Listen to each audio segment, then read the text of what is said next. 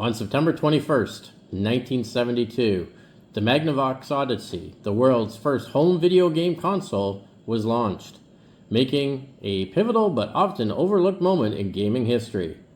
Unlike today's consoles, the Odyssey was bafflingly primitive. No sound, no color, and almost no graphics.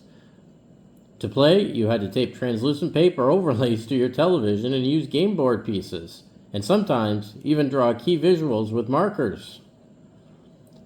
Imagine, it's 1972. Nixon is president. Led Zeppelin is on the radio, and technology is about to take a wild new turn. But not in Silicon Valley, but in suburban living rooms across America. This is the story of how the video game revolution began with the launch of the Magnavox Odyssey on September 21st, 1972. Open the box, and you'd find not just the console, but an odd assortment.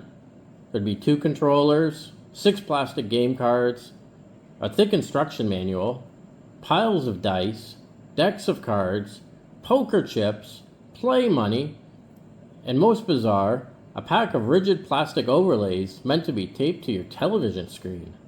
Forget high-res 3D graphics. The Odyssey could display only a few white boxes and a vertical line. No color, no text, no sound, just monochrome blocks. You'd insert a game card, flick the switch, and see a black screen with white dots. Want to play table tennis? Tape a green court overlay to the TV, then use the controllers to move rectangles. Where's the ball? You sometimes had to mark it on the screen yourself, even improvising with a marker if you wanted. The rest of the action?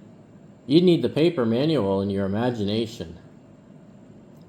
Magnavox worried the video games could feel too alien, so they added everything a family board game might include: dice, cards, play money. Accessories, they weren't mere extras, they were necessary to play many of the Odyssey titles.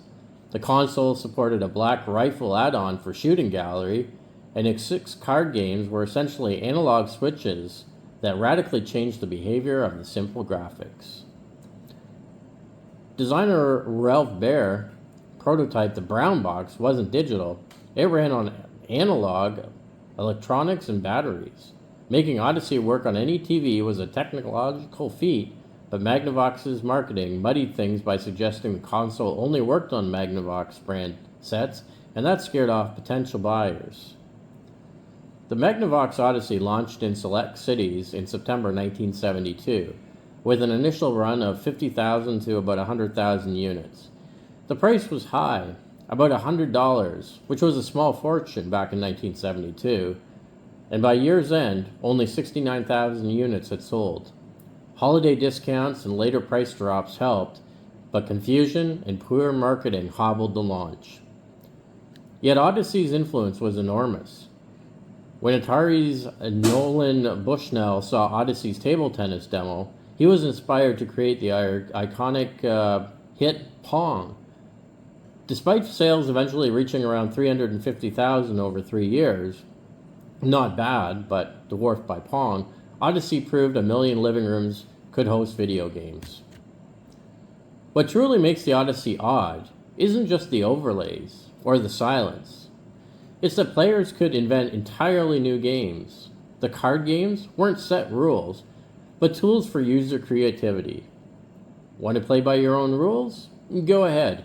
Odyssey fostered a do-it-yourself spirit, a precursor to modern modding and gaming engines, as clever owners experimented with overlays, props, and cheats. 50 years later, Odyssey looks strange, even primitive, but its humble, awkward start reminds us that innovation rarely emerges fully formed. The path from taping overlays to photorealistic 3D worlds began here, in the combination of imagination, analog wiring, and a living room on a September day in 1972. So next time you grab a controller, remember, the road to immersive gaming wound through the silent, colorless, and draw-your-own-ball world of the Magnavox Odyssey, a quirky box that dared families to imagine a universe inside their TVs. From humble beginnings, a revolution was born. Thanks for watching today. This is the Daily Pastcast. If you liked what you watched, subscribe and like the video.